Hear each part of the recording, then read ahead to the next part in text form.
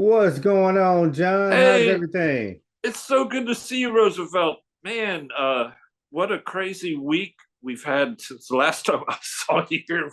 Rain and hail falling out of the sky on Shreveport. But yeah, I'm having a great day today. The first good day of summer, I guess. So, how are you? What's going on? Man, everything is good on this end. You know, I was at work one day and I work in Midtown, Atlanta, and I work in a very historical hotel called the Biltmore Hotel, not the Biltmore House. That's the one in North Right. Carolina. Yeah. And there was a lot of commotion going on, and I couldn't park my car. And I was like, "What is going on? Why I can't park my car?"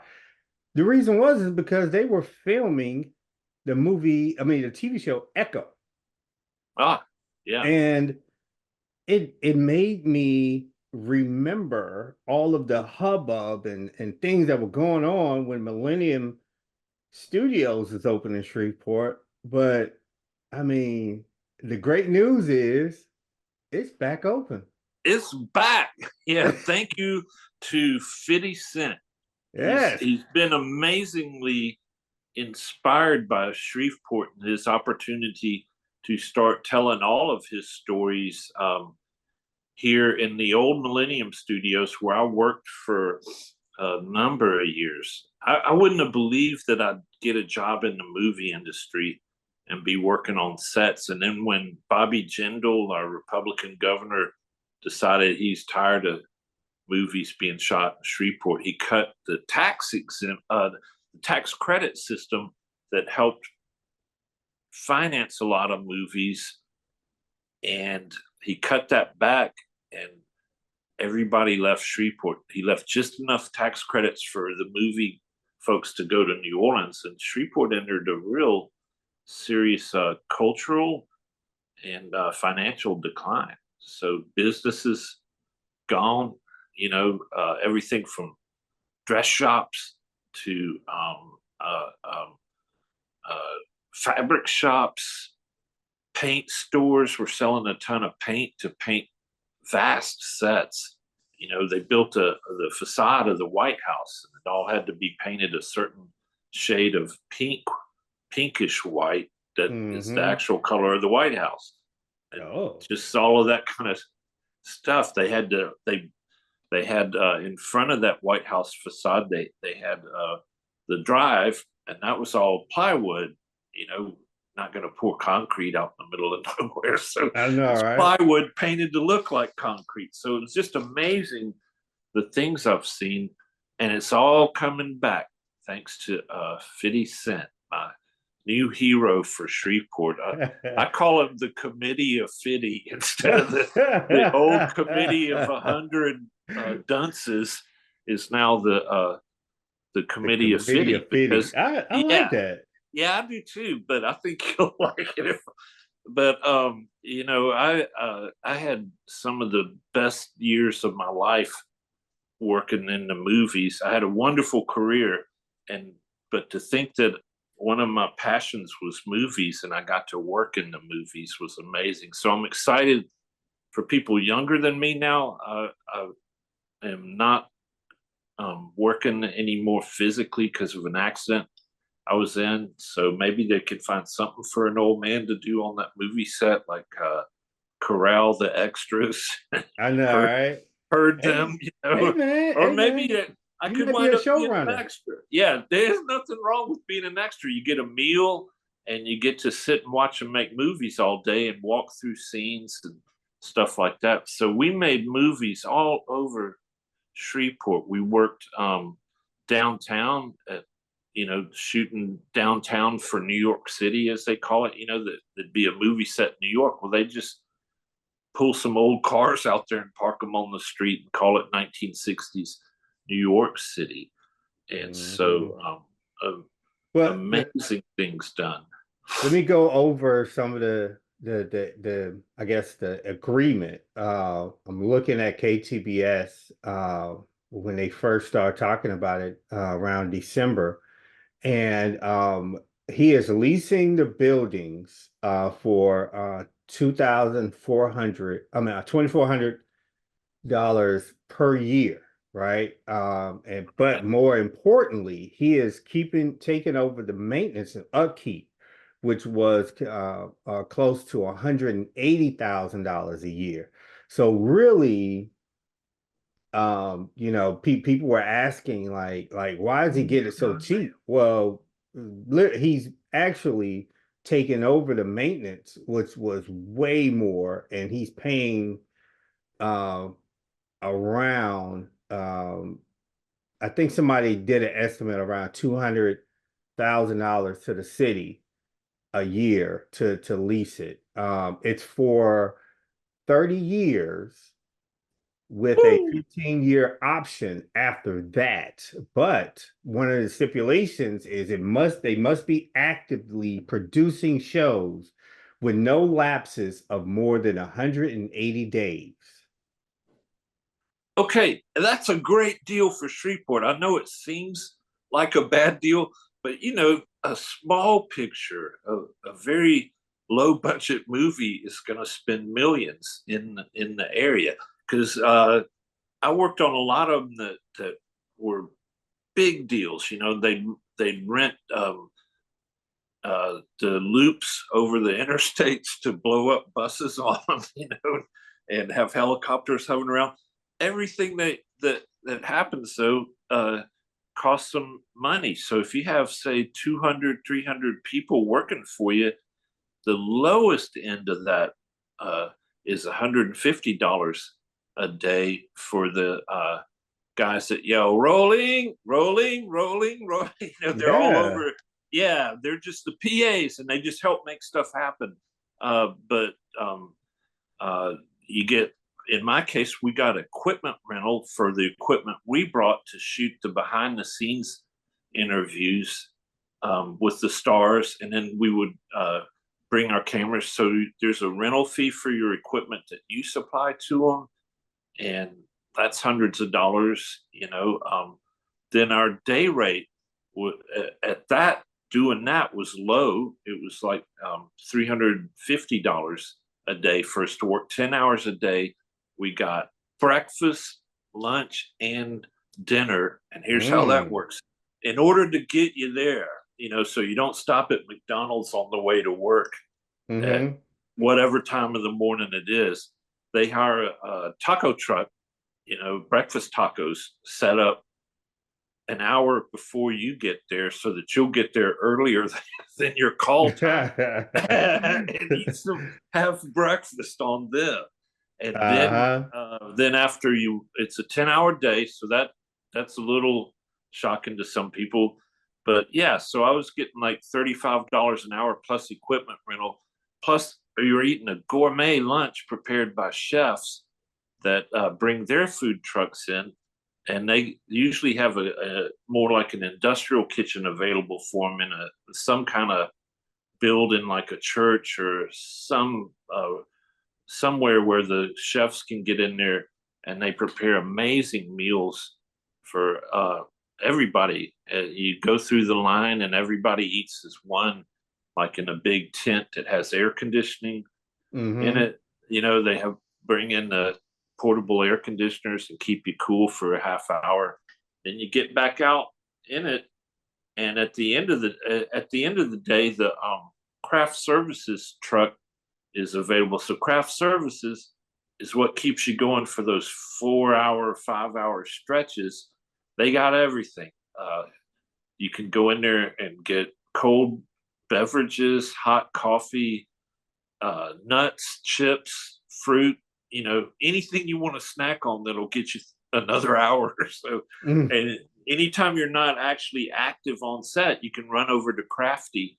We called it Craft Services and grab some stuff. So at the end of the day, the craft food service trailer is open, and every employee that wants to can go in there and make a sandwich for the drive home if you're driving a long way, or to take home and eat at home and put your feet up in the air conditioning. but it's just an amazing feeling to be part of a group of people that are skilled in that way. And if you don't have the skills, you can get them there by starting at the bottom and working your way up. But it's just an amazing sense of community and purpose.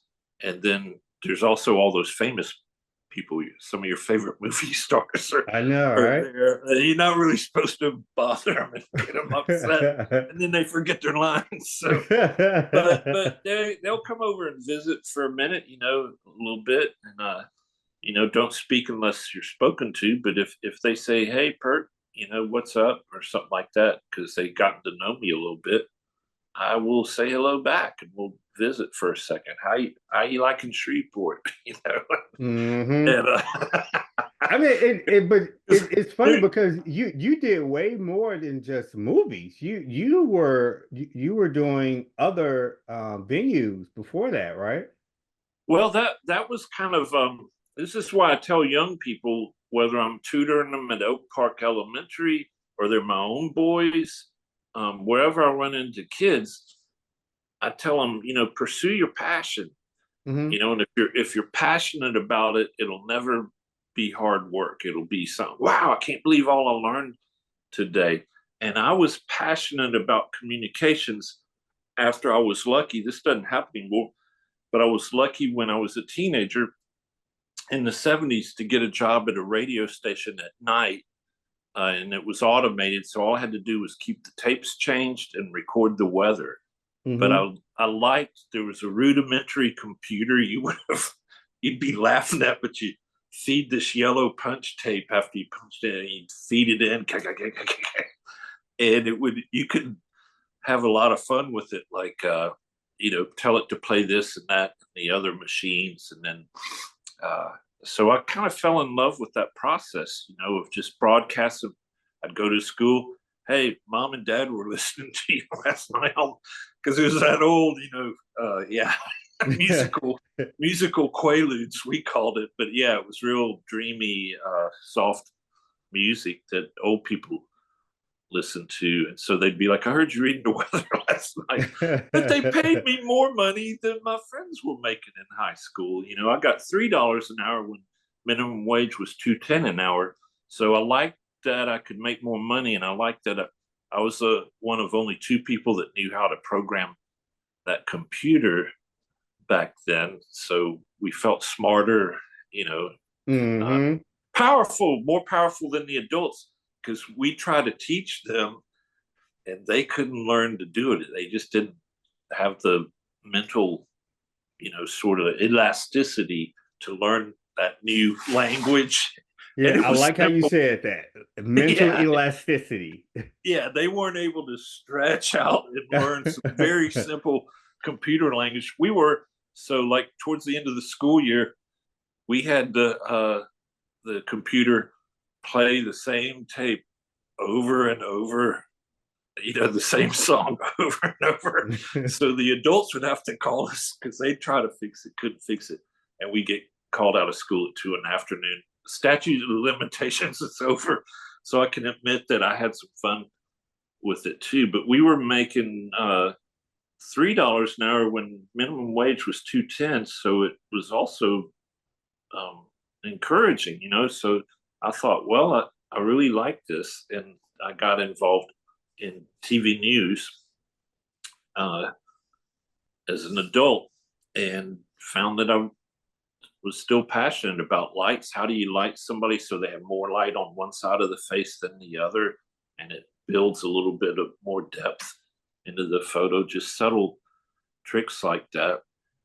And from there, and anybody that wants to get into the movies might want to go see if 3, 6, or 12 are hiring this summer, and get on there just to start getting familiar, as that was huge for me. From there, um, I would work freelance jobs to make extra money, like a show comes to town, or sports. All the different sports clubs hired dudes to shoot at night, and some women to shoot at night, but it was mostly a man's world back then.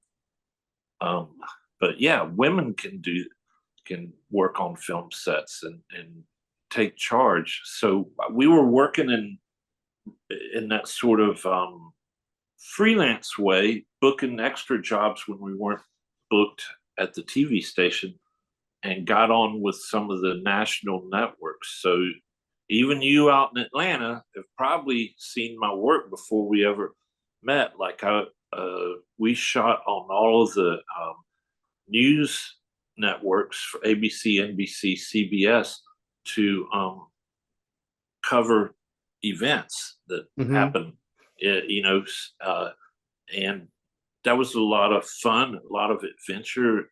Learned to interview people that ask them hard questions. You know, why'd you kill that lady in the Purple Hawk?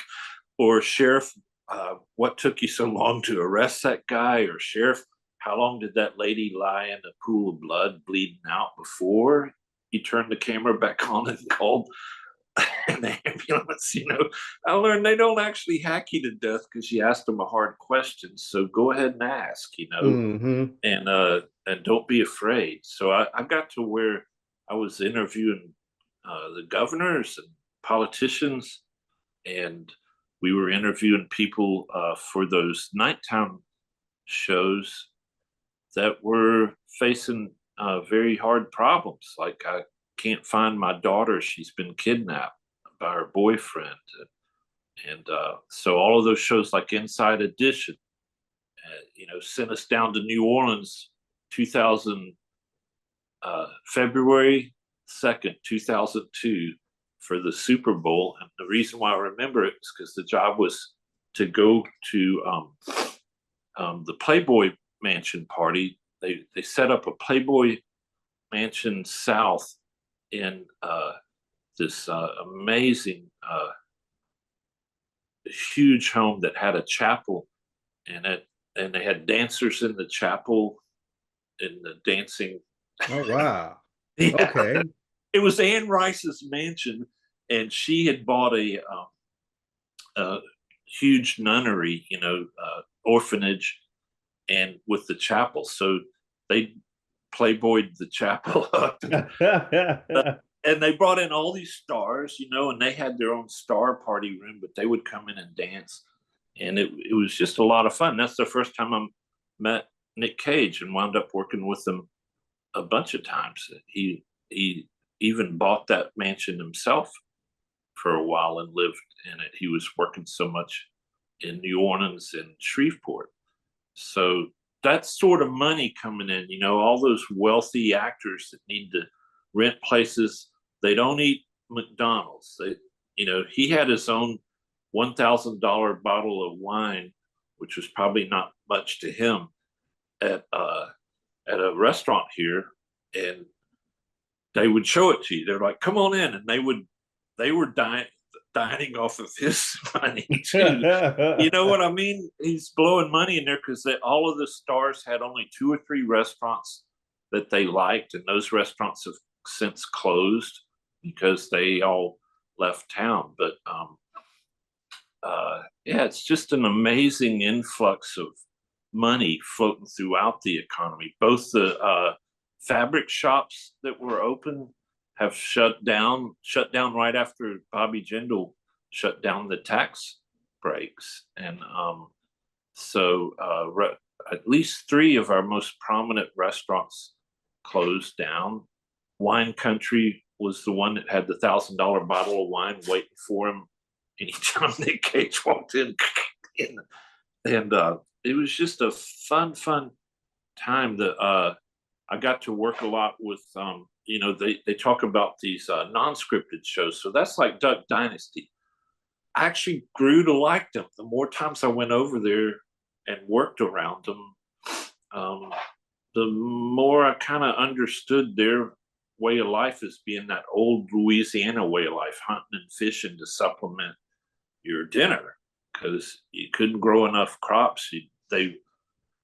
Those boys borrowed grease from their neighbors, you know, bacon grease, so that they could fry the fish they caught that day right out their Hmm. front door. I've been to the old home, but those were really, you know, different have different ideas than I do, but they were mega millionaires, and that show helped them sell a whole lot more decoys and eventually take over like a whole aisle at Walmart. And whenever we were over there to shoot, it also would happen to be the day that the Walmart executives had come down from Arkansas to visit with them. Unlike Mm. all their other people in Walmart that had Yeah, they products, got to go up to they got to, Bentonville. yeah, they're headed to Northwest Arkansas on the moment's notice. They got to get up there. But these guys always were, if it's this time of year, they were cooking crawfish out at the place. So it was just an amazing time in North Louisiana where we had a lot more stores open. You got to have carpenters hired. So if you're good with wood, you got a job on the film set because they got to build it. Hmm. Basically, they built an interior of the White House too for that movie W, and you would spend enough time in there, you'd think you're actually in the White House. They rent a lot of furniture, buy a lot of other things to dress it out like you're inside, and you walk down the hall. Now you're in the Oval Office, and Hmm. everything. It's just amazing the craftsmanship, the skill, and then you know you're done for the day. You step out, and in that case, we were in 50 Cent's other building that he's leasing, which is the we used Stage to call, works, right? yeah, and we used to call it the new convention center, and then we built another new convention I center, know, so that became the right? old convention center, and it was sitting empty. And Terry Bradshaw and other local people invested money in making it into equally fine studio. So I'm hoping that Fitty, if I can be so bold to give him an idea, might want to, if he gets really busy, have two studios running downtown and hiring even more people when they move here from other cities. That's okay because they're going to rent homes to live in and buy stuff, all over town. It's an amazing sort of warm feeling to just run into your friends that you met on movie sets. They're all out eating in restaurants, and complaining. They'll say, "Hey, Shreveport really doesn't have good pizza," because they're from Dallas or New Orleans or somewhere else. They don't like the pizza here. And I'm thinking, well, we can fix that, you know. But yeah, it's a great feeling. So I'm hopeful that and sure that Mr. Cent's going to want to hire as many local people as he can and get them into the business. If you're in school right now, try to take some production classes or something at Grambling. I know Grambling has a great program over there in particular, and I've worked with a lot of Grambling students. They'll probably be coming over here to work in the film world. So they need, they'll typically do a lot of um, cartooning, for lack of a better word, but they work on computers to make explosions bigger. Um, Hmm. just all sorts of things. There's all sorts of jobs. So you'll have a room with 50 people sitting at computers making things look even better on screen than they looked on camera. So I mean, and you brought up Stageworks, and I'm looking at KSLA, where they actually are going to they're looking into giving leasing the building to him, and they're actually going to they said on June 11th they're going to talk about it, um yeah, leasing I it think out. he But I didn't think they he make it wants to to a put gym? sports in there. Yeah, Yeah. we were talking about that, and I think he wants to do that. But it's got a huge elephant door that you can move huge pieces of equipment or scenery, and it just had a lot of expensive modifications. And he could be making a non-scripted show. We call them reality shows, and he could also be making a film in two separate areas of downtown. And it's amazing. You spend a day inside the White House, and then you step out that door, and you're there at those train tracks, and you're like, "Oh yeah, I'm in Shreveport." And kind of, one of the things that things about the movie industry is, being here in Atlanta, who I know Shreveport wants to take that name, the Hollywood of the South, but I'm kind of sorry that Atlanta kind of has taken over that one. But what I can say is a lot of people don't understand that places like New Mexico are Mm-hmm. huge in the movie. Oklahoma's getting bigger now. Yeah. It's growing, and it's an amazing thing. Yeah, we were the Hollywood of the South, and then we became the other LA because it was Louisiana Films, so the Yeah. other LA. And sometimes I'd be talking to them, and I'm so Louisiana, they say, well, I'm going to do this, do that. Then I'm going to have to go drive to somewhere, and they were talking like Californians do about their highway system. I was like, wait, what are you talking about? And they're like, the other LA. Yeah, Making fun of yeah. how Louisiana centric I was. But, it was amazing to work like that. Sometimes we'd have three different films going in town, and Scott Crane and I got so um, accustomed to working that we could schedule in two or three different film sets, and they would work with us, not to have to fly people in from LA. They actually preferred working with us because we were as good as anybody, they said, in the state, and they didn't have to put them up in a hotel for a week or two. So we could just kind of say, I'm not free this week, but I could work next week for you on Tuesday and Thursday. Okay, that'll work. So it was just a great challenge to try to keep everything going. And we weren't, you know, upset at all about doing two 10-hour days. Well, we'll just take a nap when we can and get up and shoot some more because they don't always need you, but you just, some kind of way we wanted to make it work. And that's not very Shreveport, but that was the way we work, as we sensed their LA attitude of we're here to, produce something. So you don't call in sick or anything, you just work, but they Yeah. pay you well.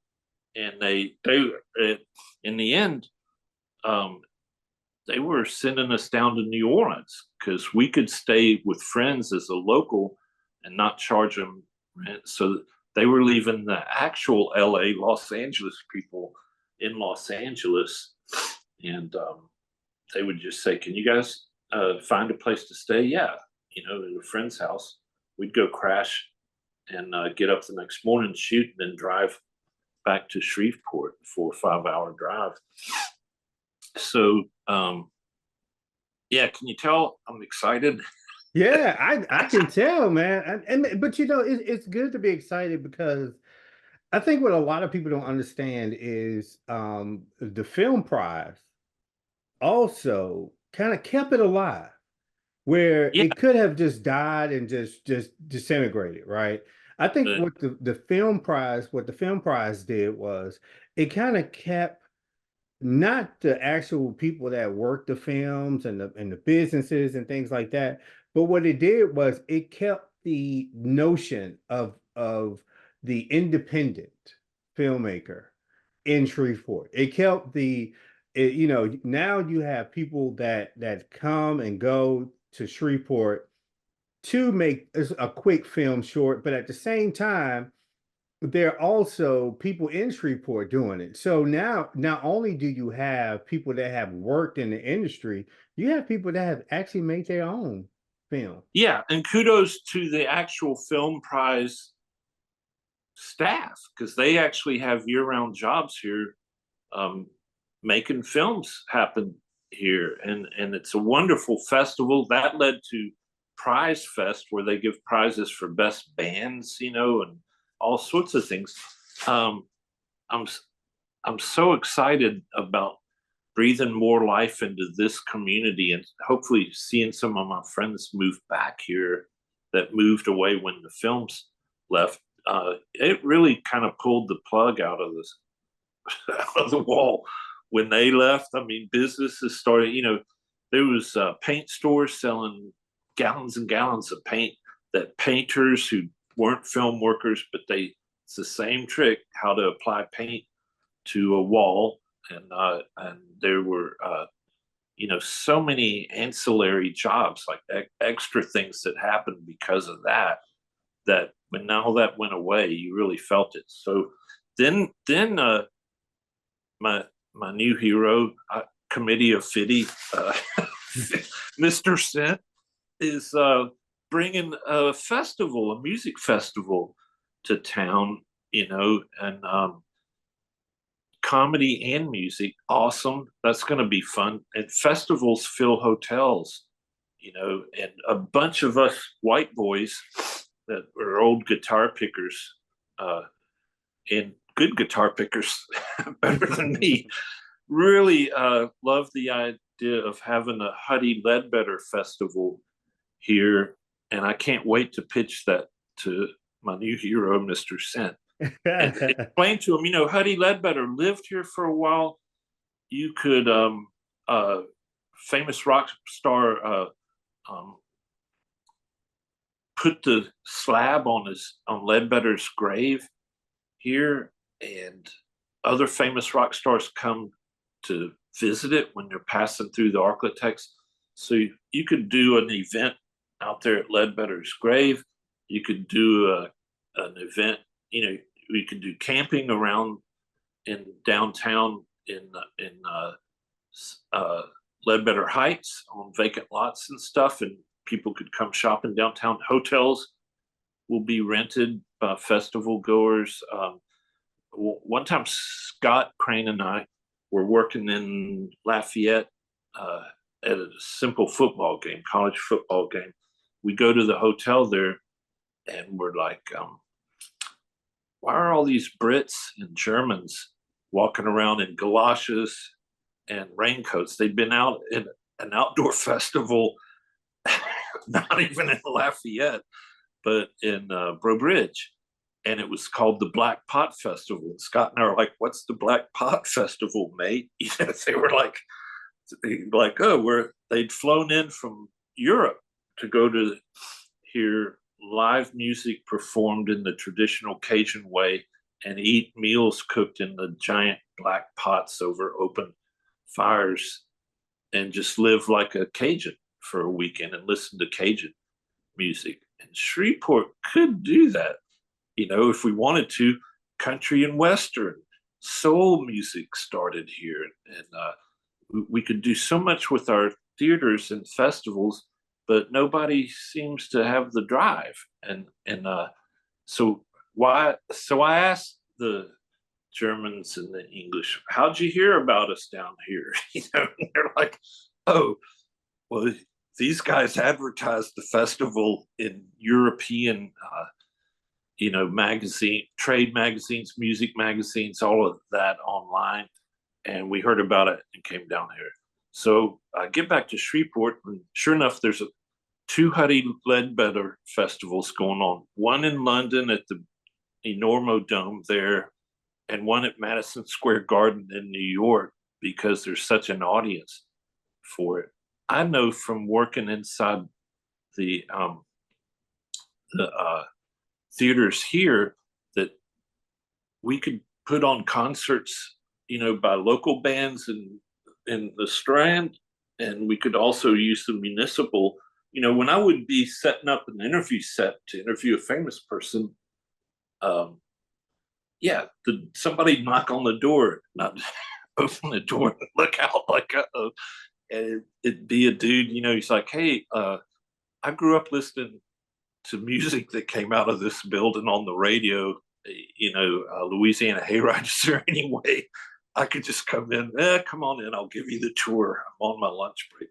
And I'd show them all the place, stand where Hank Williams stood at center stage and all of those things. And they'd almost cry at opportunity to be in such a sacred place, and we're just like, yeah, it's municipal. I So I know, really think, right? I'm just thinking, and how much money that could bring into that corner of downtown if we would blow it up big by doing like the Brobridge people did and advertise and travel and trade magazines to get Europeans to come here and spend some money and have a pass a good time with us, Yeah, I mean it's I like to go on Reddit and throw out ideas on Reddit.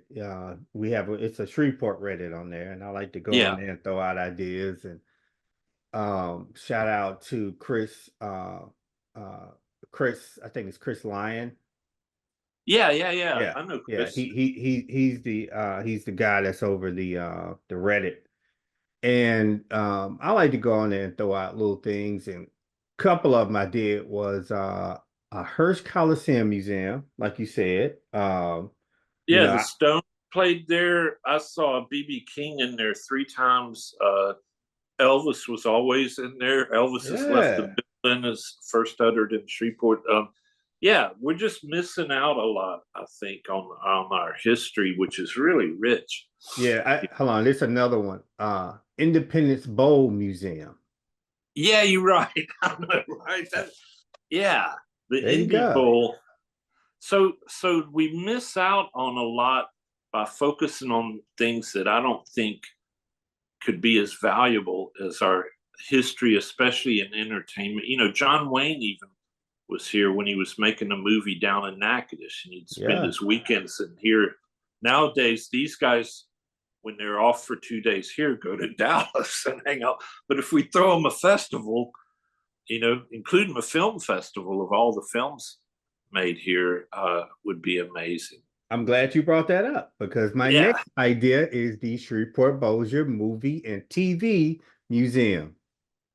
thank you. With a tour of all the different locations where we shot here. I mean, we really did a great job here of turning Shreveport into any town USA. We could make it New York or LA or whatever you needed, and it was just a amazing thing. Even the farms got into the act. There'd be mysteries and murders in farmhouses, that sort of thing. Um, just an amazing time I had working in Shreveport I without know, ever leaving right?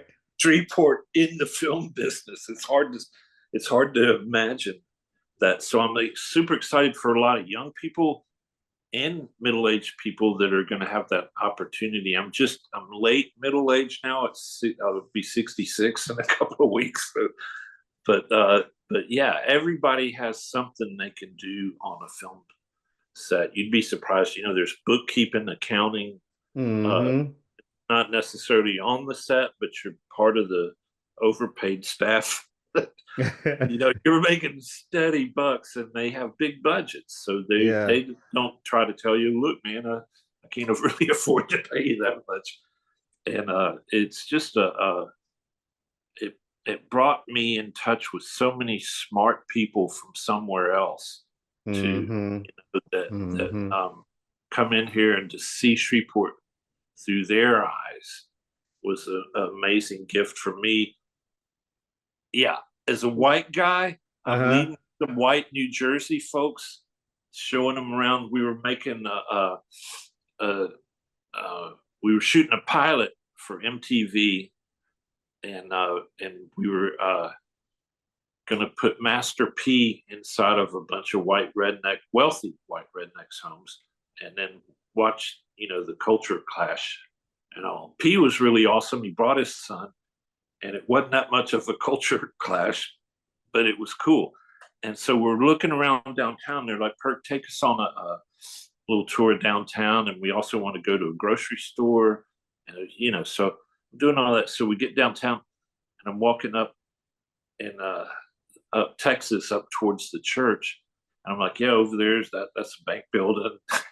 If you need a bank scene, you could probably talk to them, or you could talk to these guys over here.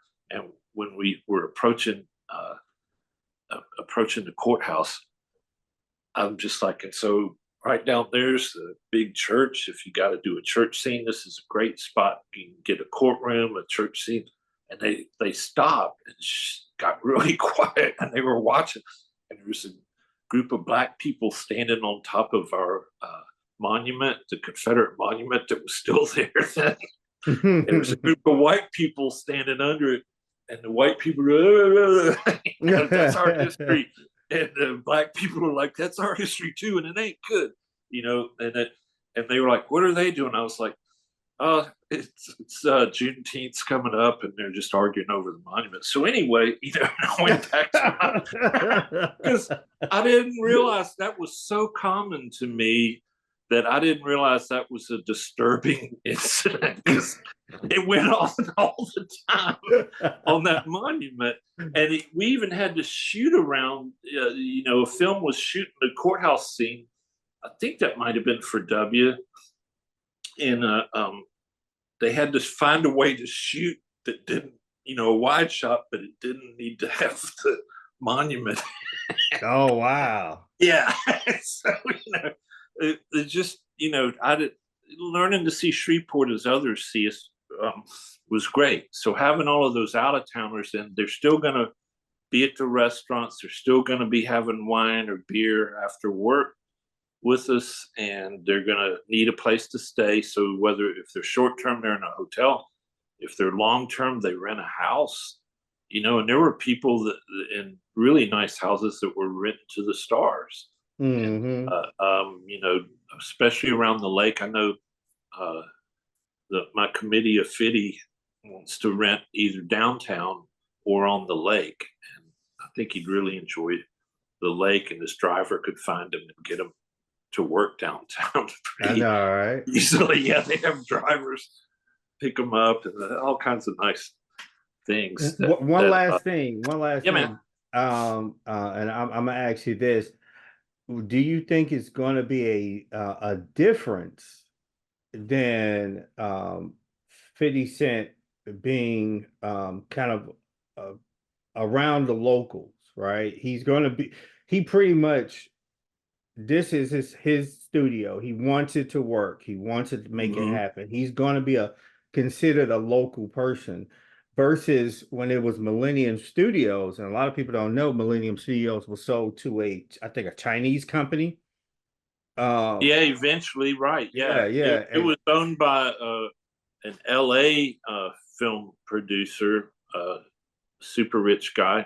I don't think I ever saw him here. I might have seen him once here, but once it was up and running, there were a lot of LA people that would come through, and they were fascinating people, but they were always a little bit fish out of water. But I think FIDI's going to fit in. We're majority African American community, and I have to believe that's part of why he's here. Is there's so much poverty around that studio. As you know, you grew up in Allendale, and then there's Ledbetter Heights around it, which is struggling, and there's so much opportunity. I used to love shooting in Ledbetter when they needed a poverty neighborhood. It's right there. I'm sure you'll enjoy that aspect, but I think he's going to hire a lot of African Americans. I hope he does, and they may not be right available right at first, but he seems like he's here to stay. And as long as there's movies being made here, there'll always be jobs, because people move around. They're like, well, I don't want to work in Shreveport anymore. I'd prefer to work in LA. So I worked a lot of times for people who came from LA to be the set publicist, and they would hire us because we had a pretty good reputation after doing a few behind the scenes. So those behind the scenes things that you shoot them and they go on the DVD, but they use those to advertise to distributors. So you get to hear a little bit from all of the stars. I'd ask them, so what got you into this? How did you hear about this? And be like, I came home from work on the big superhero movie, and my wife was on the couch reading the script, laughing out loud. It's always that same kind of answer. I said, honey, what are you?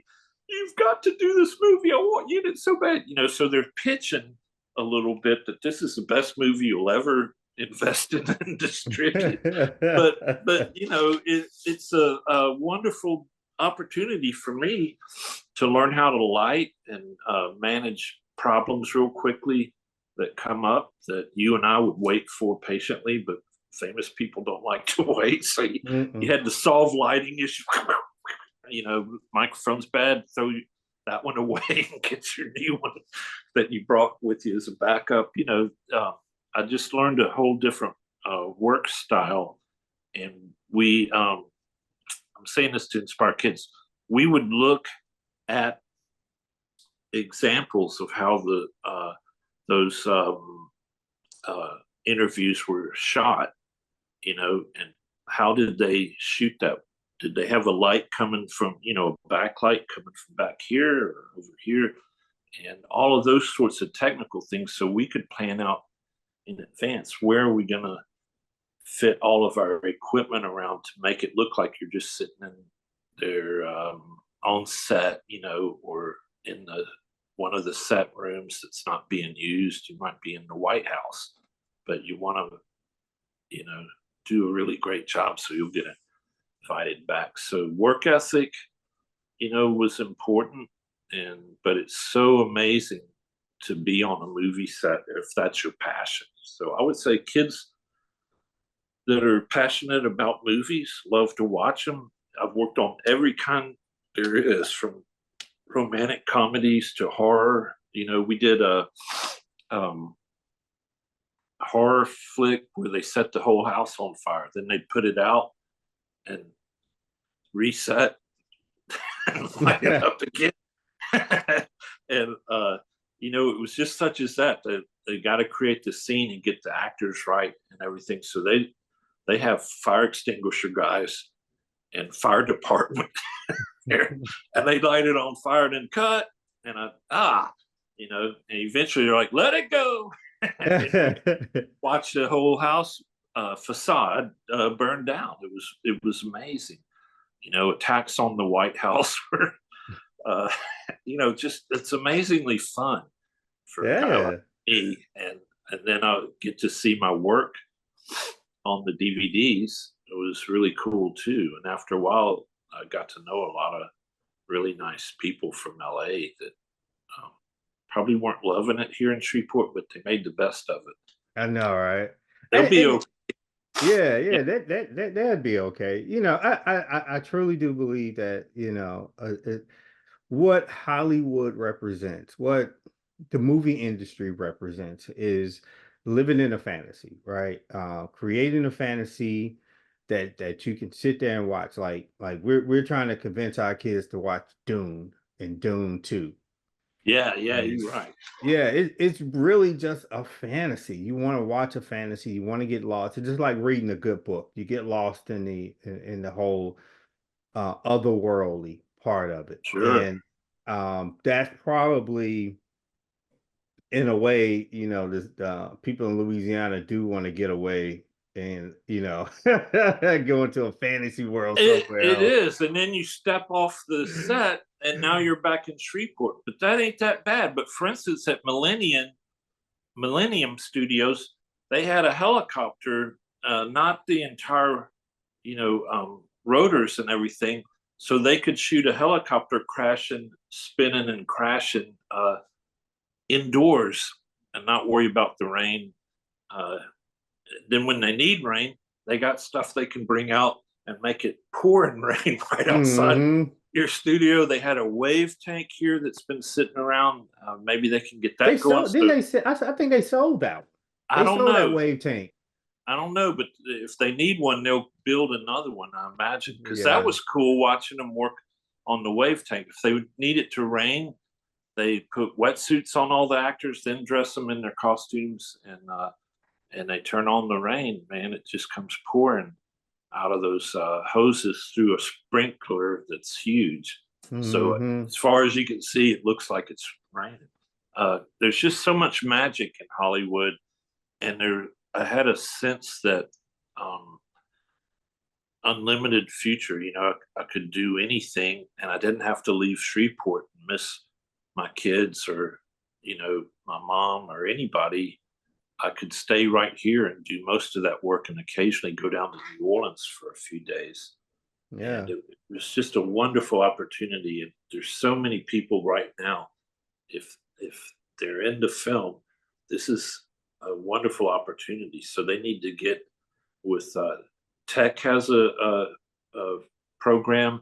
Grambling has a great program, and there's a great director of the program over there. And then, Bipsy has not, one too, right? yeah, Bipsy has one too. It's not as Yeah. huge, but yeah, you can get the information you need to be ready.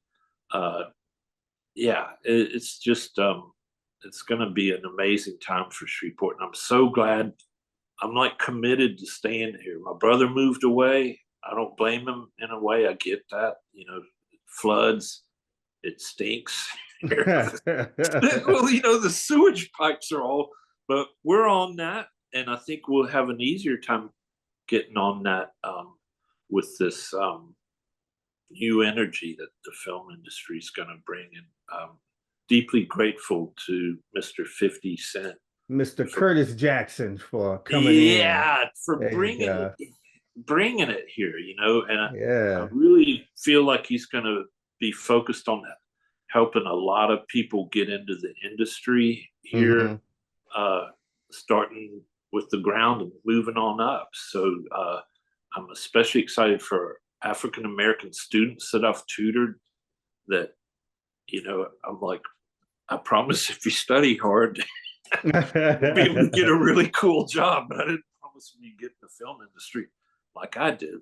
But this is just a huge opportunity, and it's also going to generate more bucks in this economy than we've seen since the last time the film industry was here. So, Well, I'm looking forward to it. I'm looking forward to hearing about the stories. I think it's an opportunity for Shreveport again. We can talk about this at another time, but I truly do believe Shreveport always gets these things, right? These almost things, right? And I'm hoping sure. at this time they're able to really take advantage of the situation and being able to grow and do great things with it. And that's why I brought you in so you can talk about how it used to be, and hopefully we can get it back to that time frame. I thank you for asking, because I carry that in my heart and in my head too. So many things I've learned on it, but so many things I felt good about Shreveport. It was just an honor and a surprise to have that opportunity, and I'm so grateful that everybody in that neighborhood, for one thing, is gonna find work there. But I think everybody in Shreveport is going to see the benefits, because the rich cast members will be eating out at wealthy restaurants, and the crews will be eating locally, complaining that the pizza ain't as good, but they'll eat it. You know what I I mean? know. But yeah, it'll be just such as that. So I'm so excited and hoping to see some of my old friends that are still working in the business back here, because it becomes a community, and Yeah. it's just really bonding. You're like, hey, I haven't seen you. Where you been? They're like, well, I was shooting in, you know, somewhere in Europe or something. Hmm.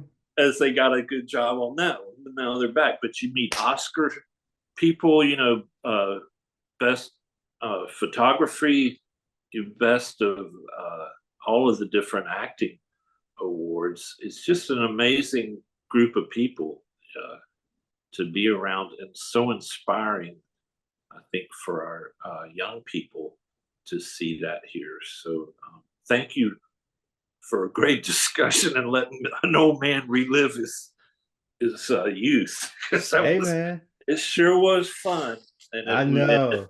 I it made me a know. better person. I was like, wow, if I can do this, I can do anything. So yeah, Hmm.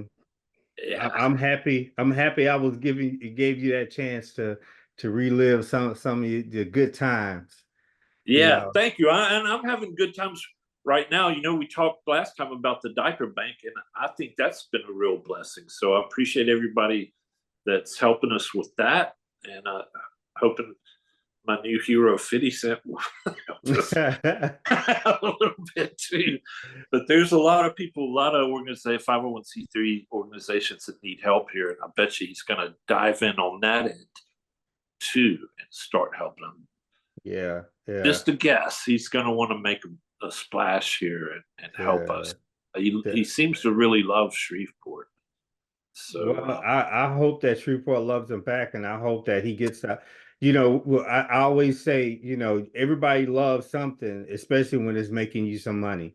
So I hope yeah, that he is successful in his financial endeavors here in Shreveport, and it only makes it where other people start to look at Shreveport as an opportunity to invest in. So. mm-hmm. Thank you, John, for hanging out with me this Saturday. I'm not going to hold you long. This is Memorial Day weekend, so To uh, start a summer. there you go. The Woohoo! start of summer. There you go. It's Yeah, I hadn't sweltering heat hadn't down heard here. hadn't heard "God Bless the USA" on the radio yet, but I'm about to go get in my car. Oh, it's Once about I to hear happen, that, baby. It's about to happen. Well, I will go ahead and let you go. I want to okay. thank everybody for listening here to the podcast. And you can check this out on YouTube. Thank you for checking us out on YouTube. Make sure you check us out. Our other episodes, make sure you go to allendalestrong.org and check out the website. Look at a couple of things that we're doing around in Shreveport to try to make Shreveport better. Look out for us in other endeavors that we're going to start doing, especially with John Perkins with the diaper drive. We're hoping that we can have some more donations happen. You're going to see the website on YouTube and in other places so you can donate to the diaper drive, adult Basic diapers, baby necessity, diapers, period. basicnecessitiesla.com. There you go. And we're not only taking donations, but it's been such a blessing to this old guy to actually hand diapers to babies sitting in their stroller. The mom pushed them up from wherever in the neighborhood Hmm.